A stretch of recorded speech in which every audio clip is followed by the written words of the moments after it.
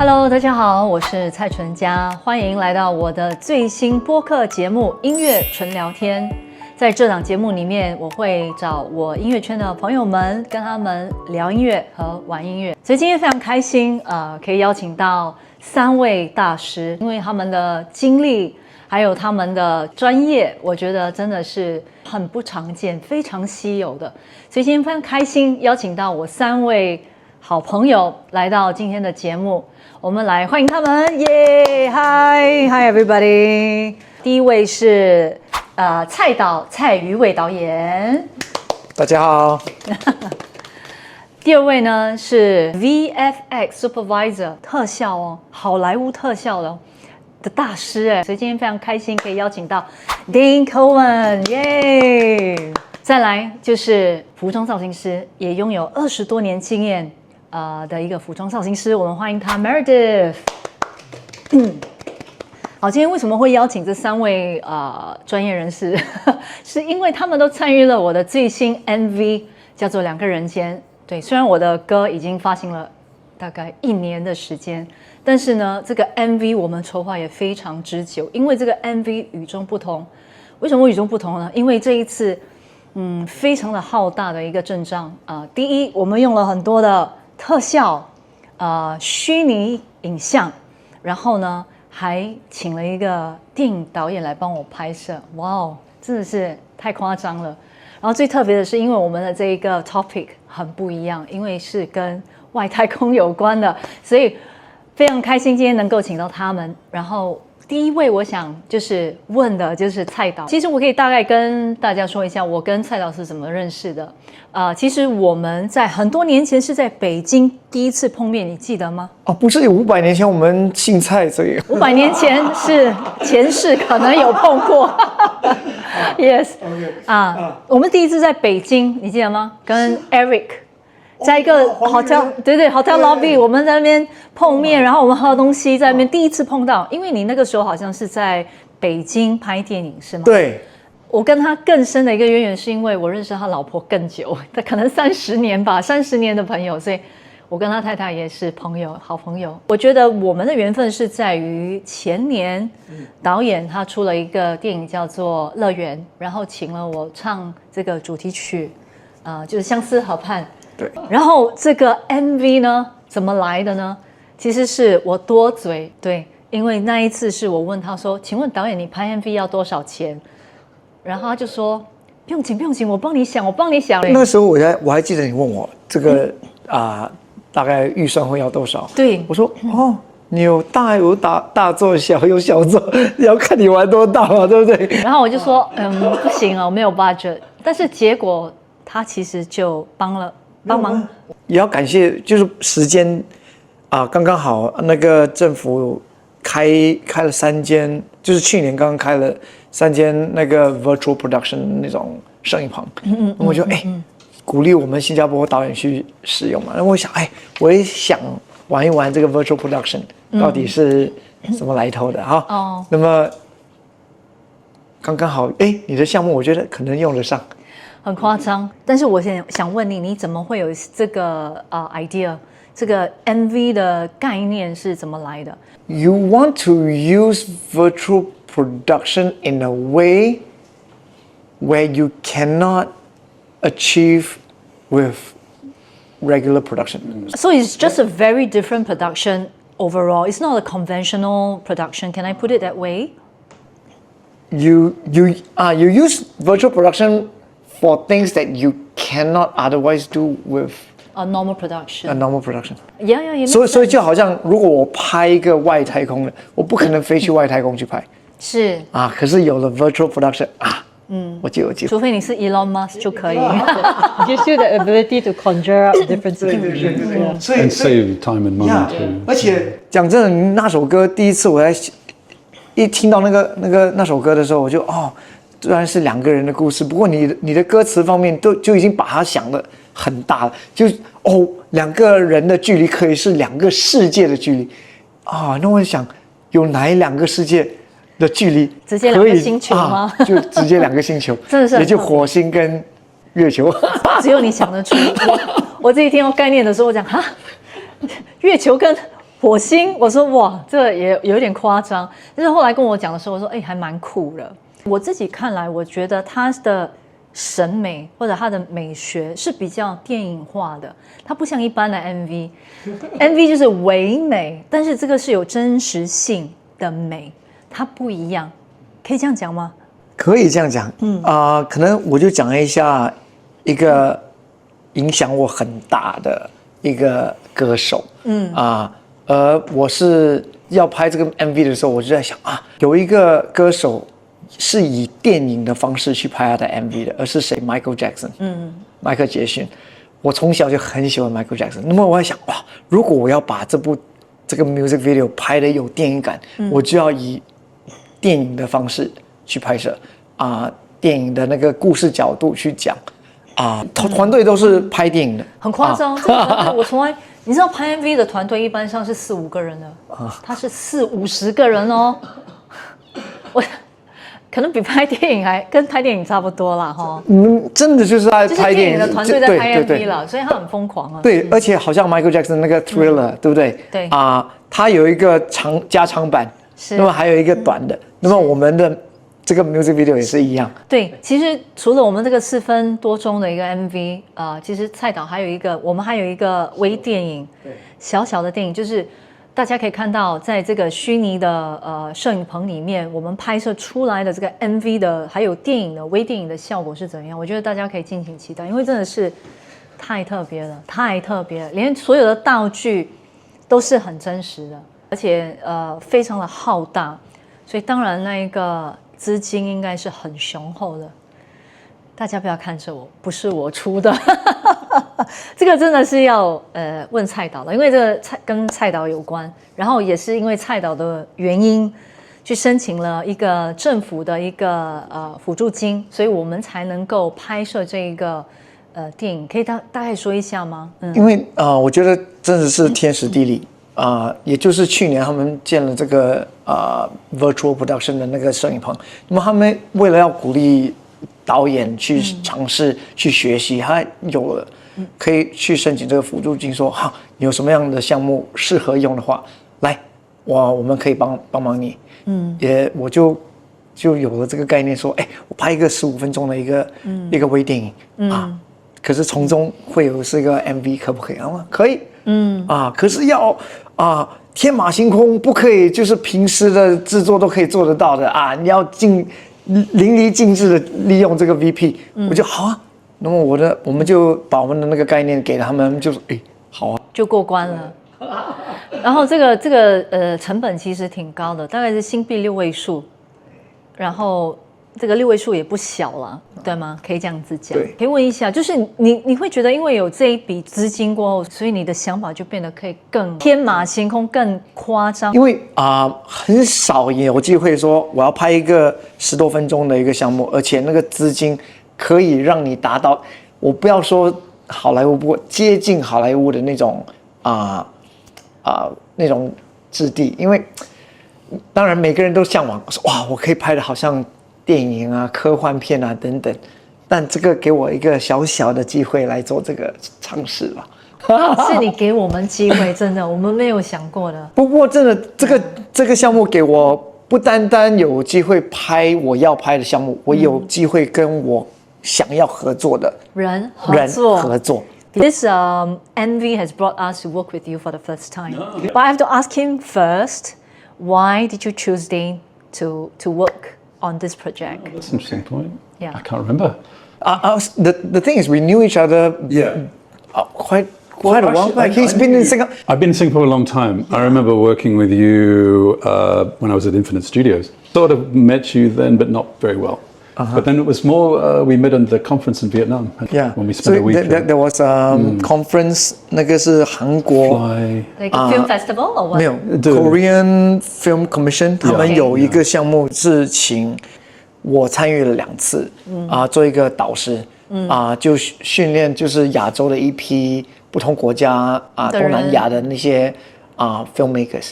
他们说想要我请一个 VFX 导师，我说VFX 导师我认识有几位很厉害的、很资深、很有就是算是权威级的哈。Are you in Amazon already at that time? Yeah, I was Amazon. Yeah. 那么他那时候在 Amazon 工作，那么我也是在跟 Amazon 有一个项目在 develop， 然后我就刚刚好说，Why don't you come to Vietnam? It's a short little trip 所以就过来越南So the friendship went back then. Yeah, I think. And then really... he became the best person to work with for this. No, we needed to find the right project. Yes, 因为 yes, 不是说 that's true 有些项目就是我觉得有一点请到这个他来大师一定要给他一种适合他可以发挥的那种项目的，对。是了，但是可以说一下蔡导，其实蔡导自己本身是一个 tech enthusiast， 就很喜欢科技的一个人，他对科技是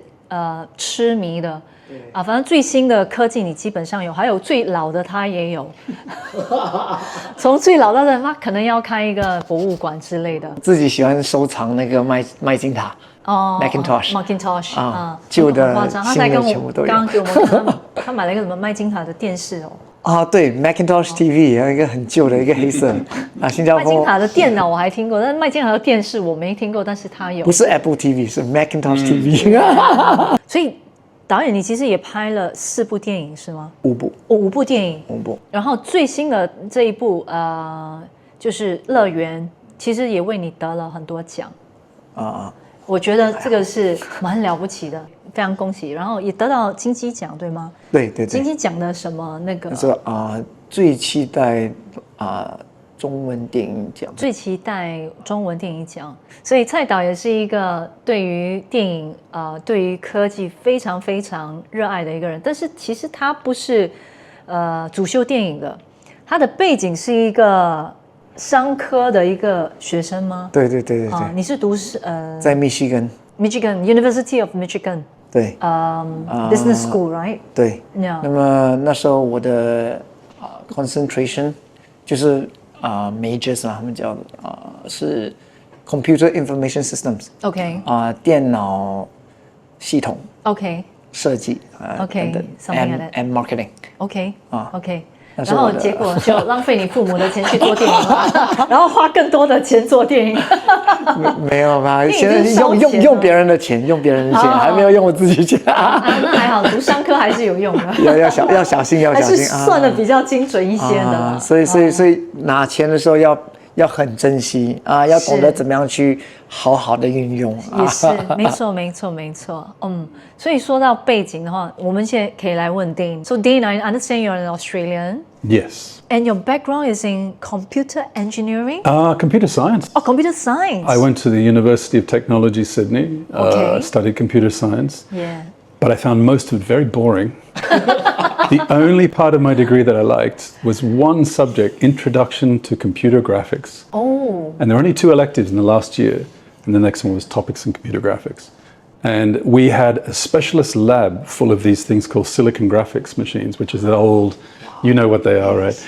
The old sort of graphics specialist computers. Wow. And they were beautiful computers because they were all sorts of colors, blues and purples and greens.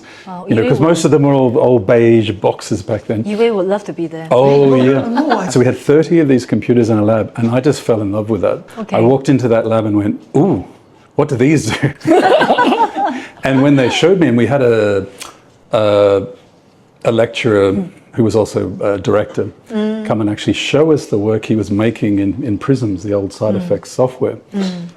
Was this incredible music video with this animated characters, very primitive compared to what we do now, but I was hooked. I thought, forget all the other computer stuff, I'm doing this. How do I work in this? So is visual effects a form of design as well? Yes, so I have a sub-major in design. So what I actually did in university was I knew I wanted to create a visual effects degree, make my computer science degree a visual effects degree. Didn't exist back then. So I went to the School of Design, the Dean of the School of Design, and said, can I do a sub-major in design? Went back to my Dean in computer science and tried to convince her why I needed to go and do a sub-major. Wow, you were determined. I was determined. It was pioneering because they were almost against it at first. Why would you want to do that? Do a business, do marketing, do something, right? Yeah. And I said, no, I really want to do this, and here's why. And I convinced them.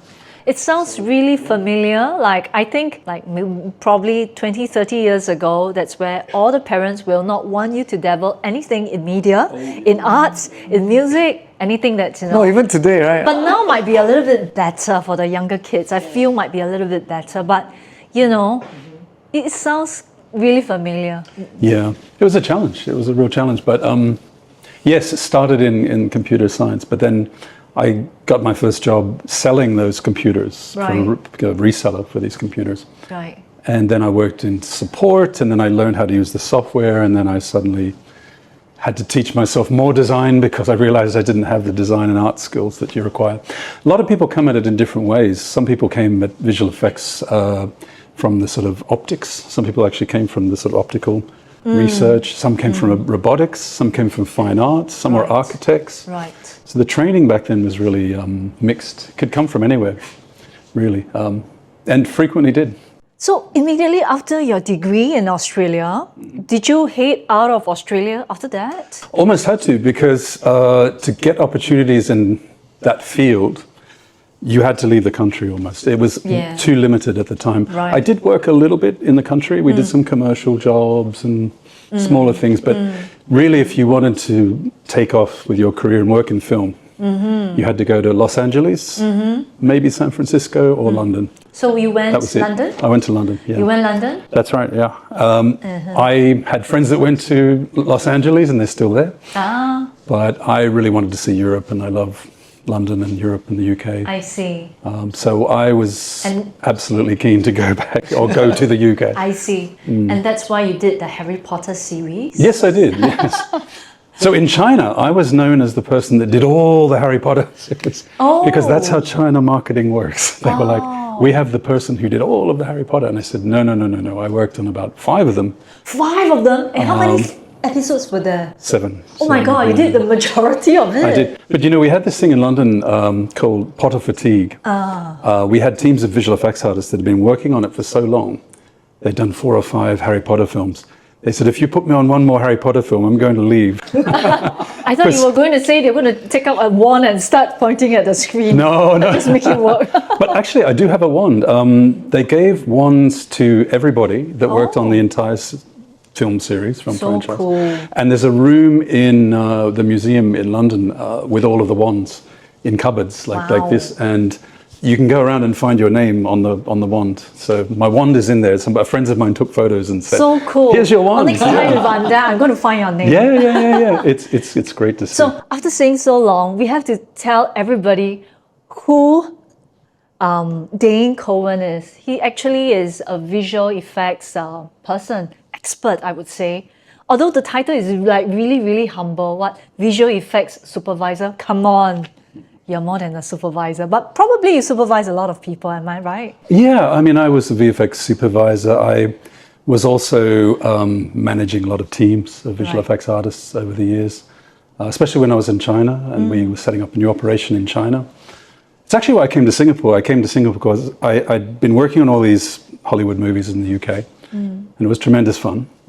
But I wanted to live somewhere different with a different culture, but still be applying the same sort of work that we were doing before, and just to see how it worked in a different environment. And I'd been coming and going to Singapore quite a lot, so I knew it very well.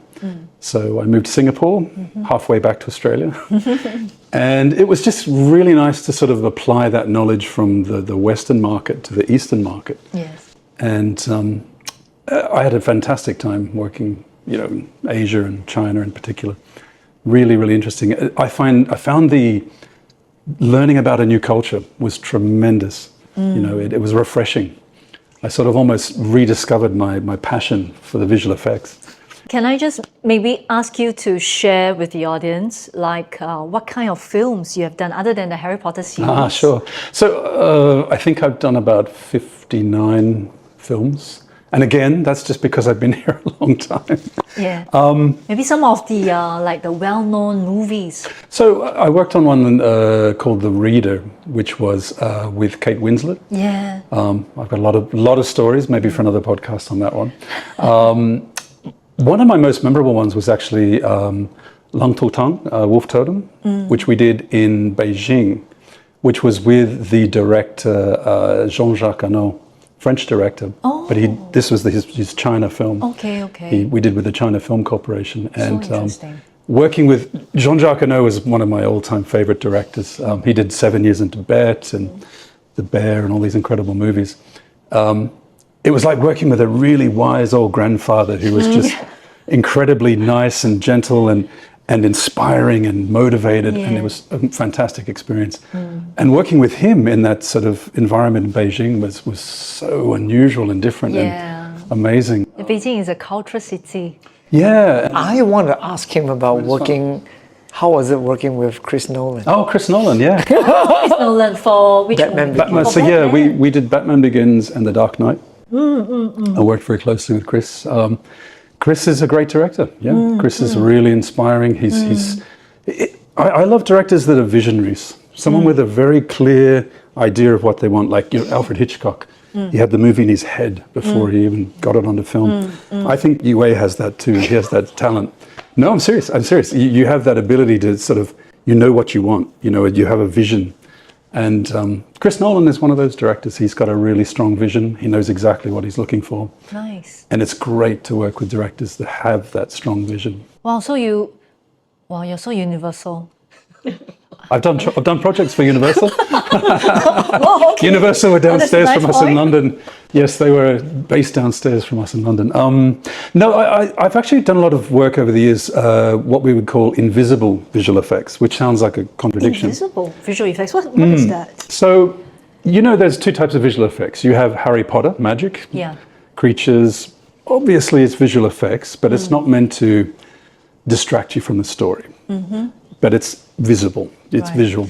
Right. There's a lot of visual effects in movies and film, TV, everything like that, that's not visible. It's invisible, it's an illusion. Right. We might remove things from the background or paint out a mountain. To me, that's the ultimate illusion. That's the sort of, that's the moment of like, we fool the audience so completely here. They didn't even know it was visual effects. So you're the visual magician. That's what we're aiming for, yeah. Did you work on that shot where, there was this stairway with a lot of bats where... Oh yeah. Was that, did you work on that shot? We did work on that shot, yes. So apparently Chris Nolan insists that he needs to use real bats. Yes. In a shot where he landed at the bottom of this spiral staircase, and then there will be a lot of bats going through, right?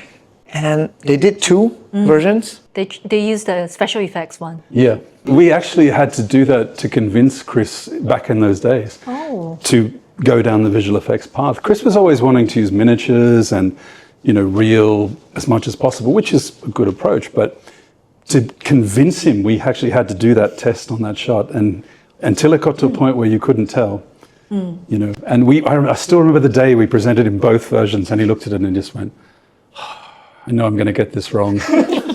That one, and we're like, yes.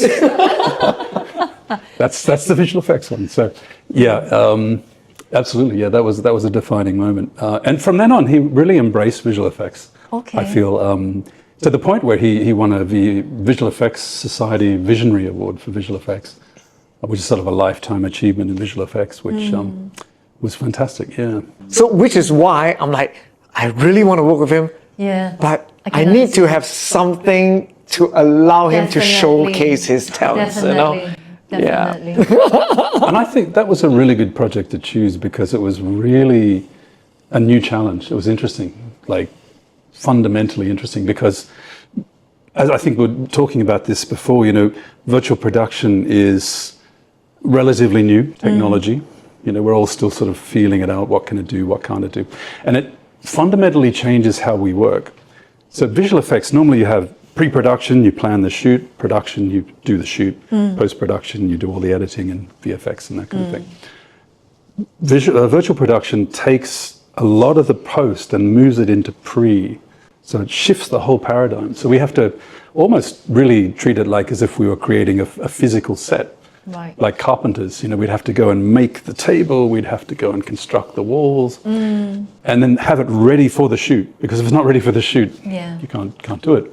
So that's what happens with virtual production. We had to actually make all of those incredible sets well in advance of the actual shoot, test everything thoroughly.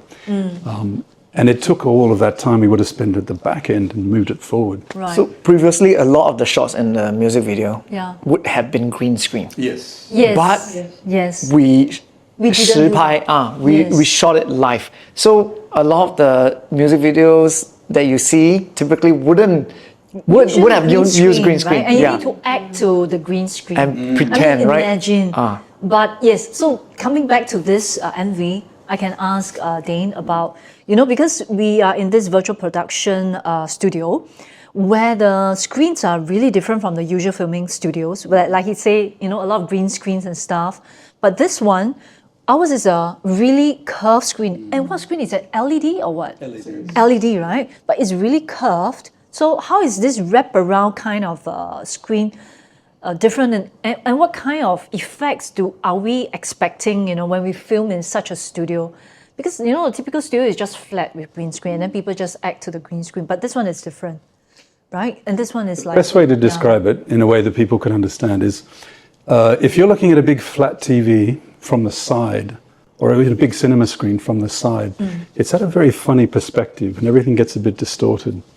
So a virtual screen is like taking a sphere and carving out a section of a sphere. Right. So it's curved. So you're almost like inside a sphere looking around. And that technology and using a screen that shape helps the camera to almost project the image and match the image on screen Right.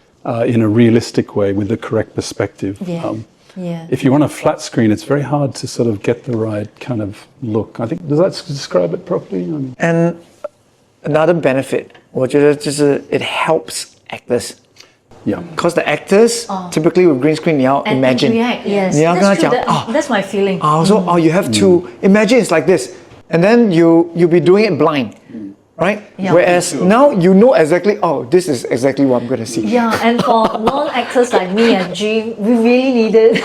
Actually, that's a question I'd like to ask you. So for your experience, Yes. how did you find it? Because the key word is immersive. It's an Yeah. immersive environment. Yes. The light, Yes. and this is a big aspect of it, is the light from those LEDs actually lights you and the set in the correct way. A green screen doesn't do that. It lights it with green and it's Yeah. horrible to remove. Yeah. But having that lighting Yeah. affecting you on the scene also gives you something, as we said, to emotionally react to. Right, right. But did you feel when you were on the set that did it give you a sense of like? Yes, definitely. Because I realized that the screen moves with the camera, right? Wherever the camera is pointing to, the screen actually moves with it. So when it moves, you will see some part, it becomes black. And that's the interesting part. It's like, it moves together with it. And you will feel exactly, because we are all very visual. And our perspective is affected by our visuals, right? So basically, when you're looking at it, even though you're not on the moon or on Mars, you feel like you are outer space. That's for sure. I think the most obvious experience is the one that when you break through the atmosphere, 那个空气层 or whatever. And then there's the flames, the Earth's right? Atmosphere barrier, and then you have the flares. That was very realistic. I felt. I was like, wow, this is how it feels if I'm going back to Re-entering. Re-entry, yeah. So everyone can see on the MV. It's really realistic. So it's very different from AI created or green screen. It's different. They're all technologies, but this is even more advanced. Can I say that? Yeah, they're all tools, and they have different pros and cons. And I think that one has some fantastic benefits for the talent. Yeah, for the I thought acting. it was quite amazing. I felt actually really, really immersed when we had the Mars dust storm. The dust storm. with all the sort of smoke blowing in the smoke machines. And, I actually, because it was everywhere, I felt like really was actually on Mars in some sort of dust storm. And I was like, wow, this is crazy. The lighting was all amazing. And, Jim was doing his thing on the set. That was amazing. Yeah, I thought the props also helped a lot. Yeah. So I thought the entire setup was like, oh my god, this is a movie. And the first thing I said to Yuwei is like, 你疯了. 我讲你挖很大导演. This technology, 讲真的, 我们 very lucky to have it because it's very new. And I think COVID really boosted the technology too, because Yeah. when we couldn't actually go outside and shoot anywhere. We could shoot on a stage like that, and you could shoot places like Paris, London that you couldn't actually take the team to. So suddenly you could go places that were inaccessible. And I was saying how VP allows you to do things that you cannot do in actual production. For instance, it was actually created to solve the problem in that Mandalorian. Because Mandalorian is a series from Disney Plus. Okay. Because that guy's outfit is mirrors. Oh. So in real life, Yeah. I couldn't shoot because I will get a camera, right? Yes. Yeah. Or the green. environment green. So that technology actually solved the problem for them Right. for that show. Right. Yeah. And the other thing that's worth pointing out about this technology is how it optimizes the process.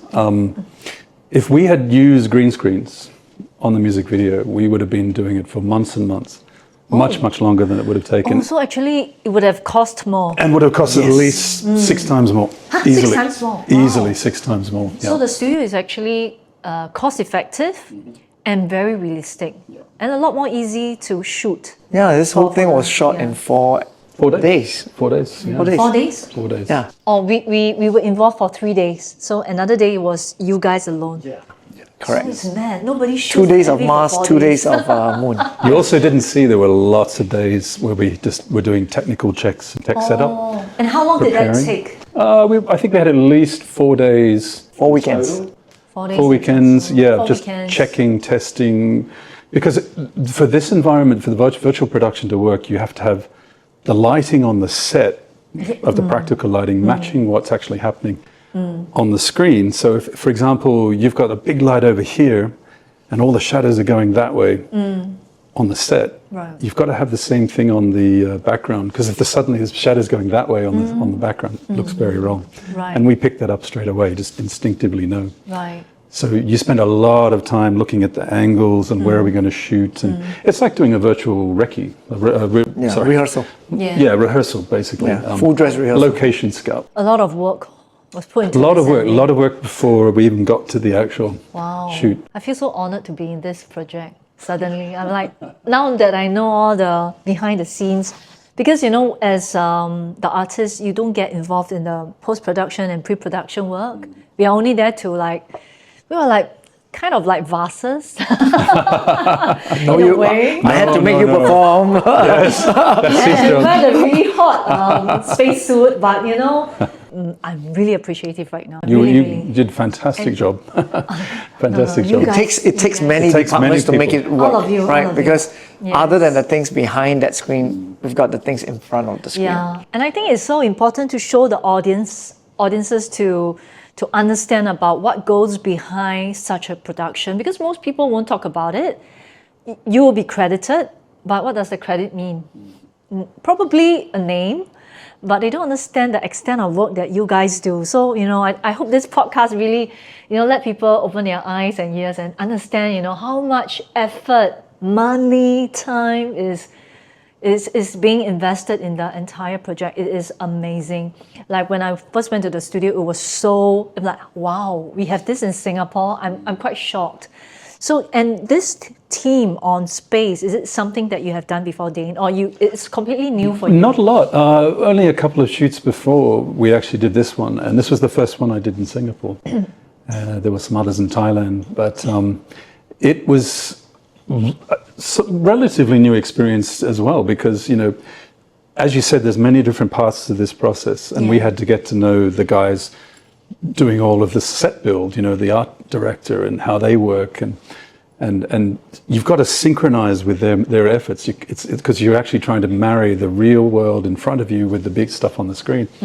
And the only way to get that to work is to work very closely with the production designer and the director and everybody, really, just to make that wardrobe. happen. Wardrobe. Yeah. Super important. The whole Yeah. picture is critical to making it. Yeah. Let me have a brief introduction of Meredith. So Meredith is a wardrobe stylist for 20 over years, despite her accounting background.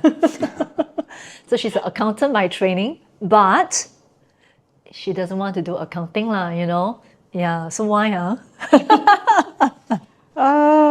I'm not cut out for office work, basically. You need to move around now. Yeah, I'm quite active, so I need to like be out and about, and I don't like to be stuck behind the desk And she's in front of the computer. And I know she's a surfer girl. Okay, 她喜欢冲浪的。你看她的健康的肤色，你就知道了，她是冲浪 girl. So she's a surfer, and she actually you have what over 20 years. That's a long time. Yeah, I mean, if you want to start from when I was an assistant, Yeah. I basically had an early start. Yeah. Because I started assisting while I was still in school. Yeah, already like thinking like I'm not going to do this anymore, right? Yeah.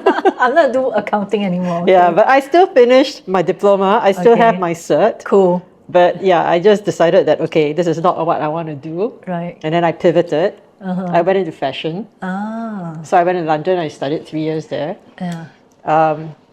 Not film production, not costume design, but I did buying and merchandising.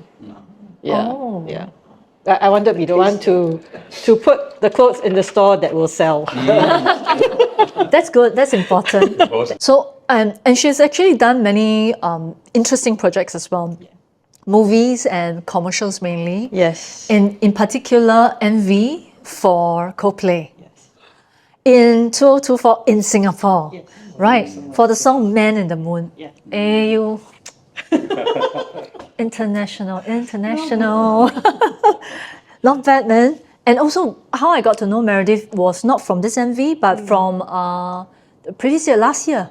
Yeah, the year before. Last year, Yeah. Chinese New Year, there was a Chinese New Year campaign where we re-sang a 新谣 classic, 细水长流, and she was the wardrobe stylist for me. Yeah. Wonderful, wonderful. Hey, the MV did so well. You know how many views it garnered? I'm sure many. It garnered 15 million views. Wow. It's a Singapore MV, by the way, government. So we were very shocked too, but everybody loved the song. So it was great. So, you know, and also you were involved in Crazy Rich Asians, Yes. right? Yes. So many big, interesting productions, but she's not picky. She does all sorts of productions. Yeah. And I asked her, she said she did 40 overproductions a year. Wow, this woman very rich. Half of them were passion projects. Oh, okay. Including this one. A rich woman with a good heart. Okay. So I think with this MV, right? I know because timeline is short and there's budget on there's constraint on the budget. So you know, I would like to understand. You know, how do you use your creativity to craft something that is like so different? Have you done anything with on space regarding to space? No, actually, this is my first time doing something related to space. Yeah. Yeah. So it was. I think I got, like, when I first saw the script, I was like, okay, you know. I was like, wait, where does this fit into the song? Then It's okay. That was yeah, my then reaction I had that conversation with Yuwei, and he was like so enthusiastic about it. He was like telling me, okay, you know, we need to put one on the moon and then one on the Mars, and then, you know, we need to have them in different kind of spacesuits. And I was like, okay, let me think about it. Did his enthusiasm rub off on you? Yeah, actually it did. Okay, Yeah. okay. So, I did my research, you know, went online, did, like, you know, screenshots of all the different kinds of spacesuits. You know, from NASA to the China one, to the Russian one, to spacesuits used in movies. And then I came across this Instagram account of this Japanese guy who specialized, or he actually made spacesuits. And he did it as a hobby at first, as cosplay. And he got so good at it, like Hollywood hired him to make replica spacesuits for their movies. Wow. Yeah, so I reference a lot of his. So you use actually very normal things to create a spacesuit, right? Yeah, basically, I mean, the materials we used were your everyday kind of fabrics. I mean, with the exception of the fabric we used for the spacesuit itself. Yeah. So I had to look for something that looked like what the actual spacesuit was going to be looking like. So yeah, so I went to a couple of suppliers, and then I had a friend who also owns a costume shop. Okay. And then I was consulting with him, and he's actually done a spacesuit before for National Day. Oh. Yeah, but it was a prototype and he never used it. Oh. Yeah. So we used it. So he was giving me advice on the kind of materials to use and everything. Okay. So kind of like put two and two together, and then we kind of worked it out. So we used like a Teflon kind of material. Right. Yeah, it was so hot, my goodness. It's non-breathable, but it gives you that look. It's like it's perfect for a -20 kind of weather. It's like, oh my god, everybody's like so cold, so cold. I'm like, wow, I'm so hot, I'm so hot. Yeah. Sorry, the two of you No, suffered. it's okay, it's okay. But I mean, it's realistic. I mean, being realistic is more important, right? Yeah. She was very thoughtful. She prepared a fan. Oh, yes. Wow, practical. Yeah, so that really helped. That really helped. So on top of like designing costumes, we need to think about the comfort of the person wearing it. So I had like clip-on fans and everything all clipped on them, so it keeps them cool. So I understand your communication with Yuwei actually is very brief. Yes. So he gave you a really big space to create and to imagine. I think I'm really grateful for both of them because we were in a way trying to figure out how can we make it look expensive while taking some creative liberty, right? Because some things just you don't want to make it to the point where your budget cannot make it look good, right? Wow, how do we put it in a way where it still looks impressive enough, right? So trying to find a balance, like a 平衡点.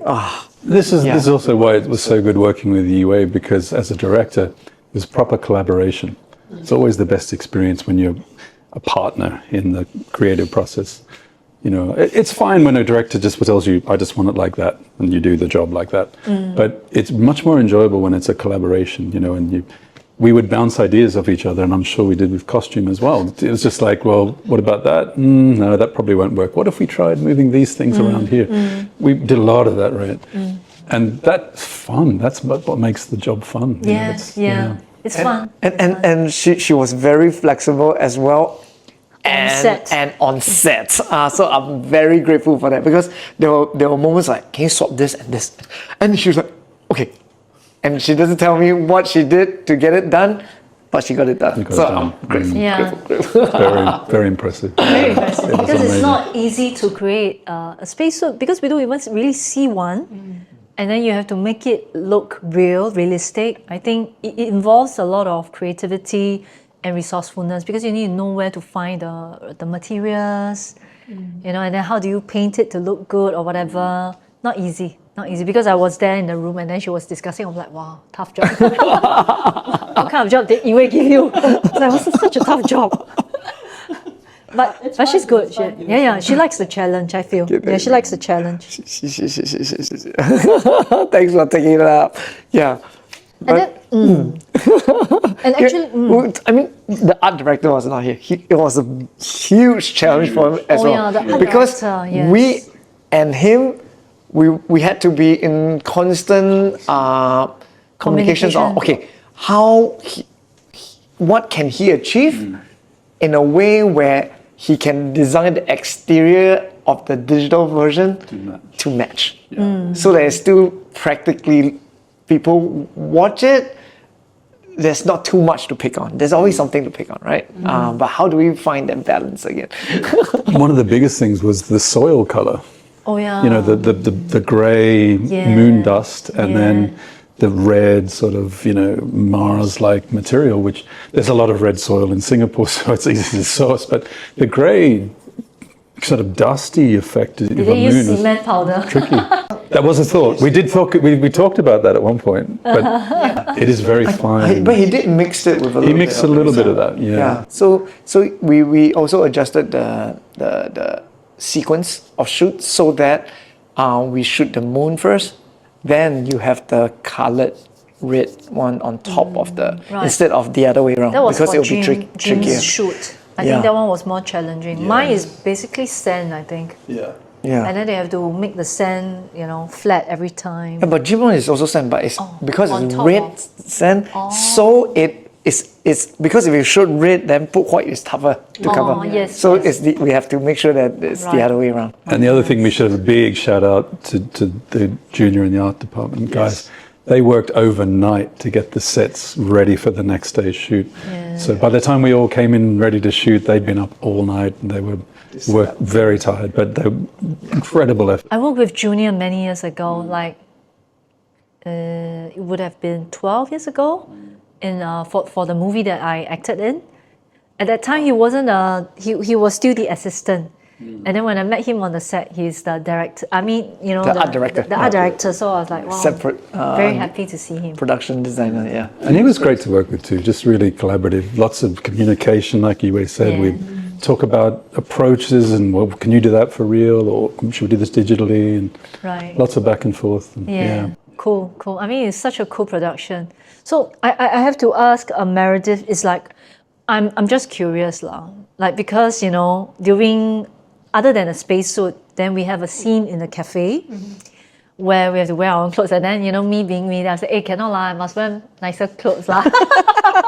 Because budget was, you know, limited. I said, I wear my own clothes, okay or not? Then he said, cannot. You know, so when you meet with such requests, you know, how do you find that it's difficult to work with, or you know, what's your thoughts? What are your thoughts on this?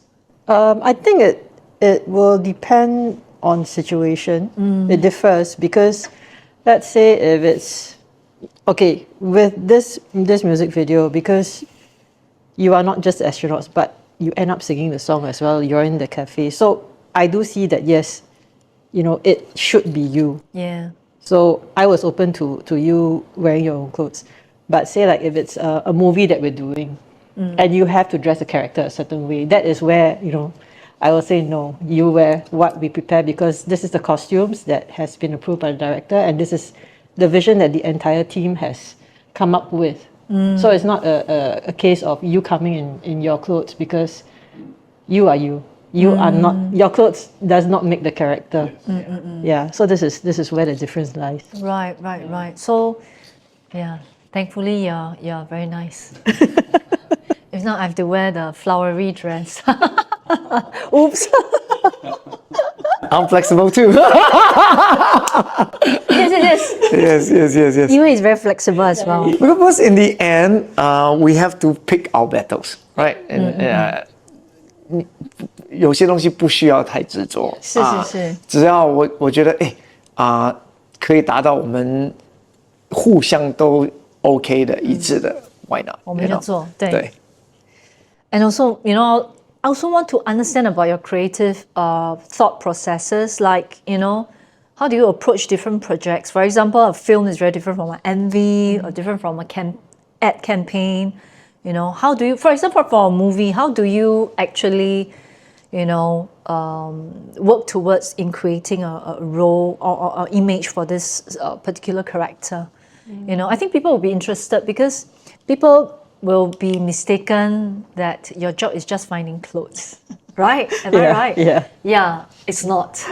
Yeah, you need a lot more brains for that. Okay, so maybe you can explain on that. Yeah. Okay, say like if I'm working on a movie, so what I'll normally do is we would be given the script. I would spend time breaking it down, reading it, making notes for the character, you know, and then having constant discussion with the director and the production designer. Yeah. Because their input's very important as well. Yes. So I will normally force my directors to give me a character bible, kind of. So it's basically, you know, their input on the background of this character. So it helps me to build that image of how that character would actually be dressed in.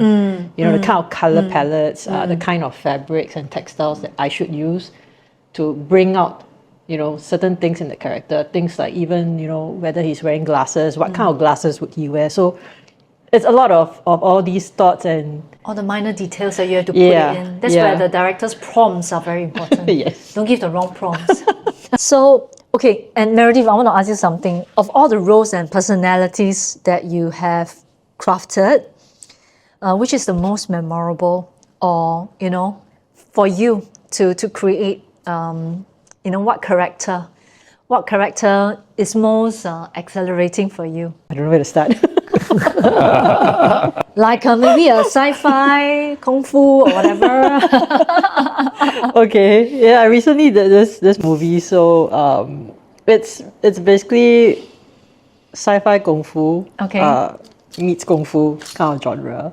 So it was pretty fun. You know, it was things happening like in the wuxia world, but then you end up in space, and then you have things like Space again. yeah, space again. Did you reuse the costume? No, not at all, not at all. No, I'm just curious.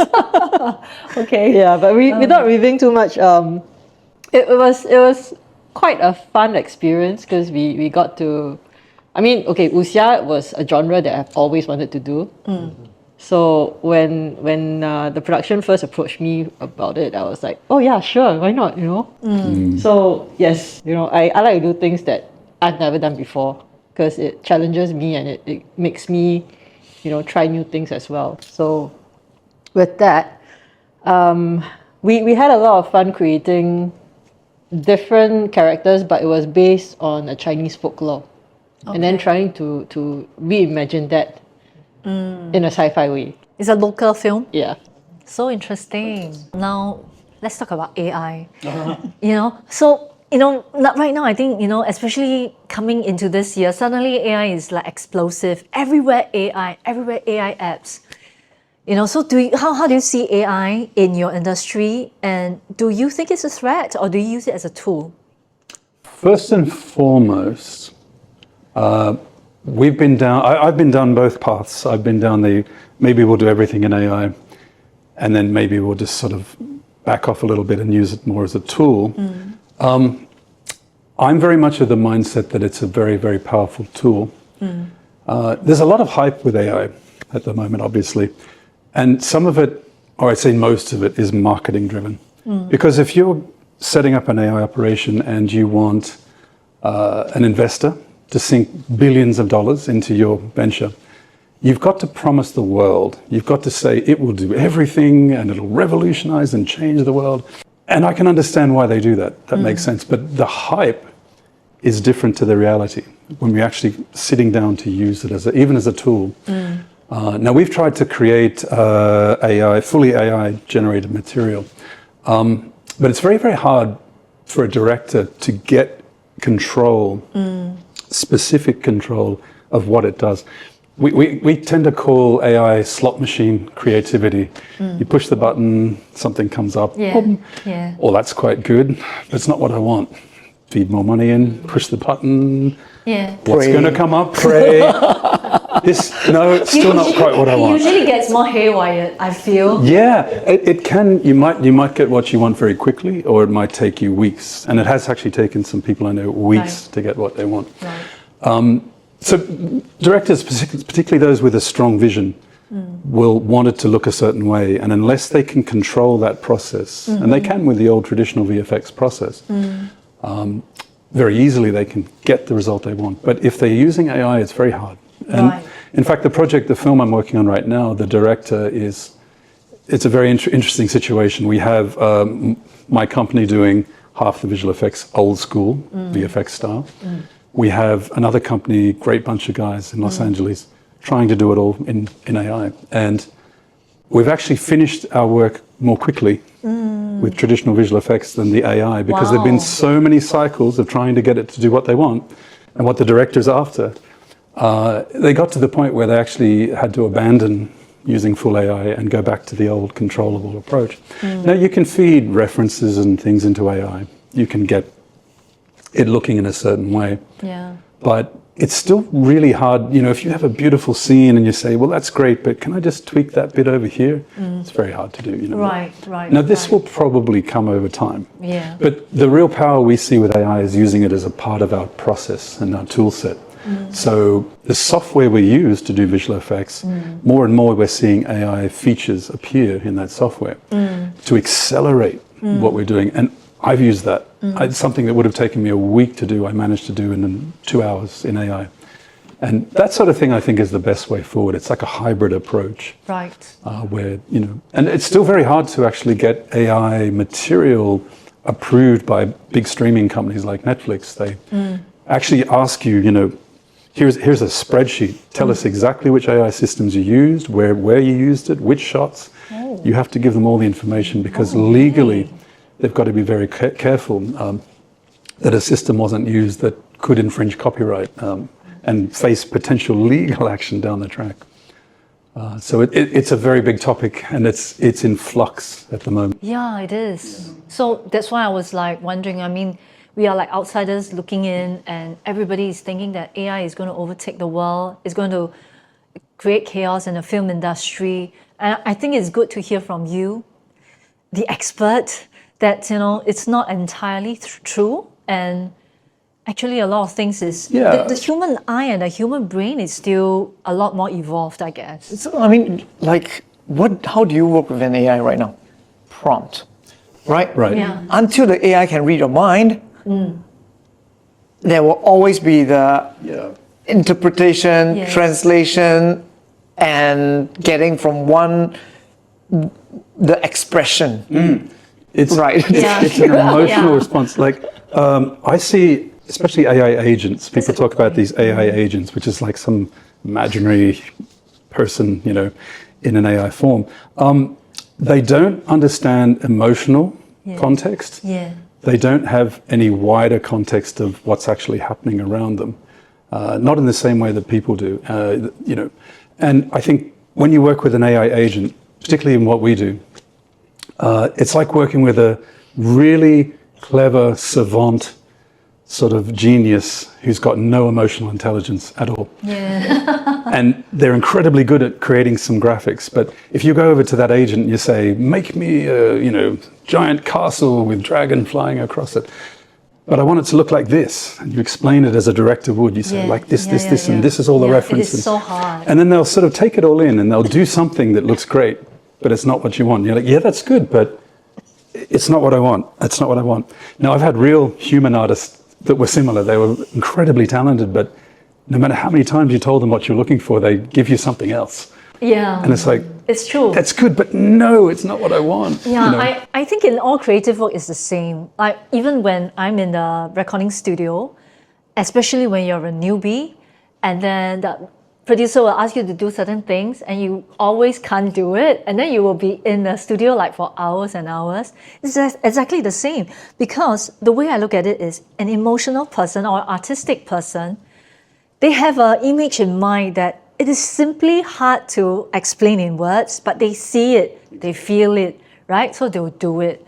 But for well, AI is like a very rational, super rational being, maybe, you know, and then they're trying to get, oh, you mean this, A, B, or C? And it's like, no, it's between B and E. You know, it's like, something like that. And if you tell a person it's between these two, I know that I can get the result I need from them because they've got enough context awareness of what's happening in around the situation and what you're also emotionally responding to as a client, for example, to be able to say, oh, okay, they want that. And that's what we're finding on this current project.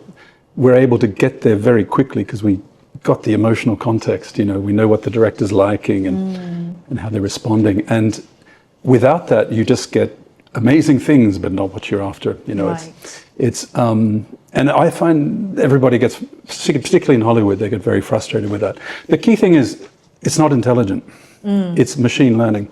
It's a massive, very sophisticated pattern matching tool. And it's an amalgamator. It tends to take everything and put it all together and sieve it through to some sort of median, some sort of average. So performance, I find performance of AI sort of people weird and rigid and a bit hard to engage with because they can't really give the emotional response that a person, an actor, can give. You know? But you know, they are trying to convince everyone it's like AI will only get better, you'll only get more realistic. Hear that all the time, We can't do that yet. And it's like, well, sure, of course. But, you know, the other thing I heard the other day was fascinating.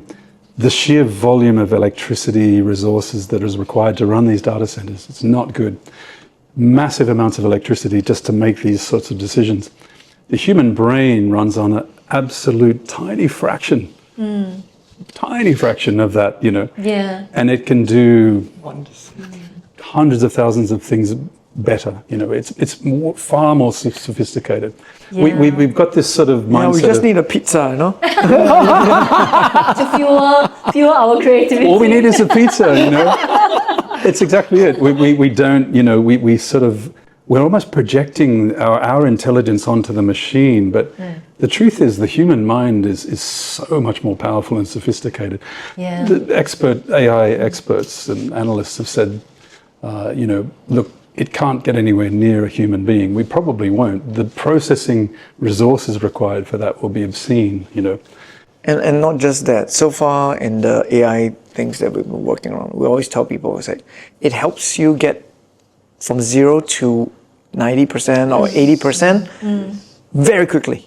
Yes. But the 10%. that last 20%, 10%, you need someone you need a person to tweak it and move it to where you want. If you need someone to sign off and that person is a human, you need that human. I think there's such great explanation because in my previous episode, I was talking to a music arranger. He's a very established music arranger in Singapore.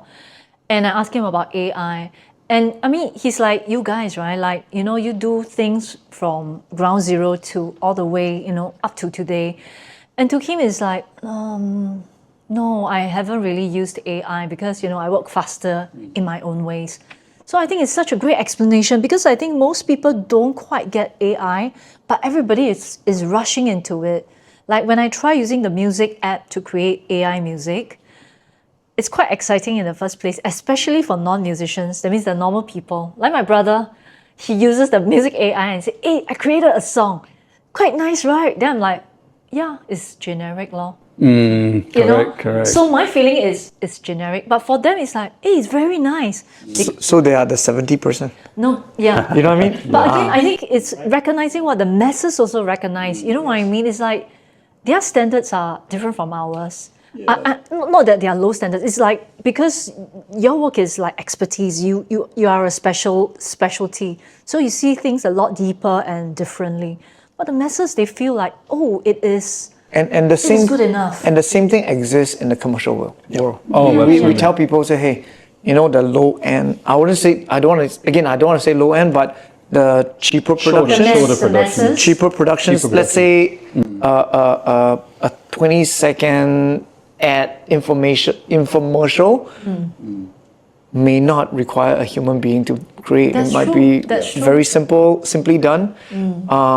And those will be the most disrupted. Yeah. But for those that say, I need that last 20% finesse, and that group will never go away. Let me tell you why. Because when everyone can hit a minimum of that 70%, everyone wants to be different.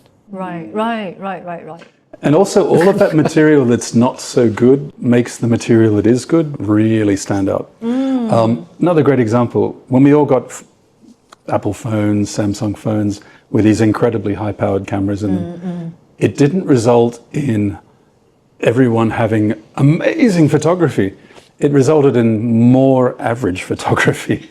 Lots more people with pictures of food and, this is me. The average quality has gone up? This is me somewhere, yeah. So the average quality's gone up and it's good. People enjoy it. That makes them happy. They can experiment. Nothing wrong with that. That's really good. It'll be the same with film and TV. People can type a prompt and you can make something pretty good. Yeah. And for a lot of purposes, that will be very good. But when you have a true creative, like a musician, a visual artist, director, with really, really long experience and skills and history, I think that's where you can still elevate it well beyond what you could. It's just different when you hear a good song, a really good song, and you hear a song that is AI made.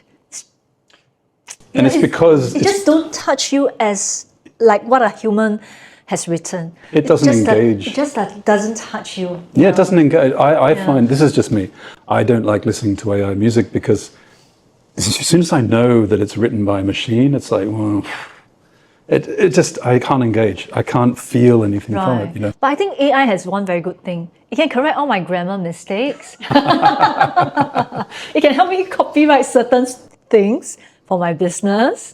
So I think for business-wise, it's actually pretty good. Like very direct, straightforward stuff. I think it's excellent. We're in a phase in our industry of figuring out where to apply it, for what purpose, and when to not use it. Right. What things can't it do very well? I mean, one thing we were trying to apply it to was a horror movie. And it can't be used for horror because most of the models, It's not horror enough. no, they're not allowed to do blood and guts and gore, and They have their limits. it's literally like a guardrail. They won't let you do that. Okay. So the moment you type in "show me a shark bite victim," can't do that. It depends on who builds the LLM, right? Do you know what works though? Instead of saying I need a pool of blood sitting on the floor, you take Red paint.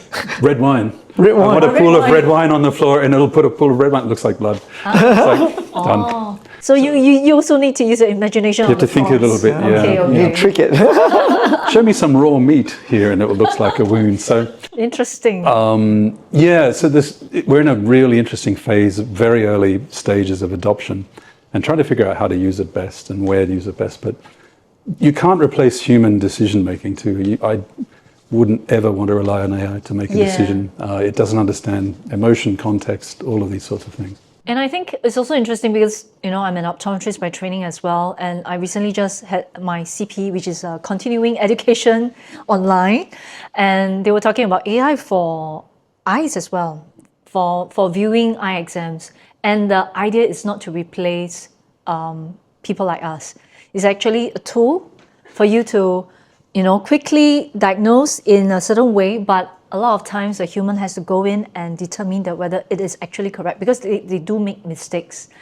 Yeah, so I think it is helpful in certain ways, but I think the idea is not to rely on it. And our envy is definitely not AI.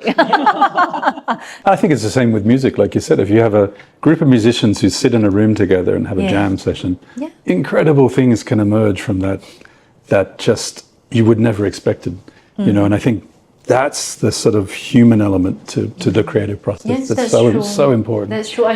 But music, I think in terms of AI, a lot of people are using it like crazy now. So like, for example, in China, there's a lot of AI music that goes right to the top of the charts. And the thing is this, because when you are so used to hearing such music, you will feel that, naturally you'll feel that this is good, right? Especially if you're a young person, right? You have only heard AI songs. But the strangest thing is right now, songs that are still popular are the songs from 20, 30 years ago. Yeah. And I think that says a lot. And I don't think I want to put down AI because I do use AI as well to help me in my daily life. It's just that I think in creative area, I don't think it will definitely replace. I think most people don't understand that. But when you're in the creative line, you understand that it's just different, but I don't know how to tell you. So one common thing I realize, if you notice, and it's across industries, anyone who says that AI is going to kill another industry is said from someone outside of the industry. Usually, yes. My son just went to his first live concert in Vancouver, and he was just blown away by the experience, the live experience. The live experience, actual musicians performing live, and every concert performance is a little different because the musicians will experiment a little and the songs will come out a little bit differently, but it's unique. I think there's a certain value to that. Yeah. And I think he really understands that now. He said, "Oh, I get it. Wow, this was just mind-blowing. It was so good, It's real. It's authentic and real." And I think, but this is the thing, I think the more sort of machine-generated material there is, the more value it gives to the real, authentic sort of thing. That's true. I think the issue, the thing is because it's very fast and people want it fast, and that's why AI is the answer right now. But I think in the long term, no. It'll find a balance. I think you look at all the trends. Yes, it's always been like this for technology. Right? Yes, always. So when DSLR came out, everyone's a photographer. No, not actually. Right? Not really. So exactly. It's the same for AI. It's just a new tool. Process. It's a new tool. That's true. And then coming back to Meredith, because Meredith is. I was talking to her on the phone about the interview, and I asked her about her thoughts on AI, and then immediately, no, I hope it doesn't come. Because her worry is like what we said just now. She is very worried, 非常担心。她非常担心 AI 会取代电影或者是广告的工作，然后让他失业。People shouldn't be afraid. No, I think we'll find the balance. People will find the balance. Yeah. So I guess that's the end of our talk today. Very happy to have all of you here. 非常开心今天可以请到3位专业人士，真的他们在各自的领域都是非常非常优秀跟出色的。然后我觉得今天我也是获益良多，因为真的听到他们说，就是幕后尤其是拍摄或者是特效还有服装，我觉得这一些都是可能一般人都不会接触，也不够理解的一个行业。但是今天非常开心，因为通过两个人间的 MV 的拍摄，我觉得我们全部人都结交了新朋友，我非常开心，所以希望大家会喜欢这一期的这个节目。我们下期再见哦，拜。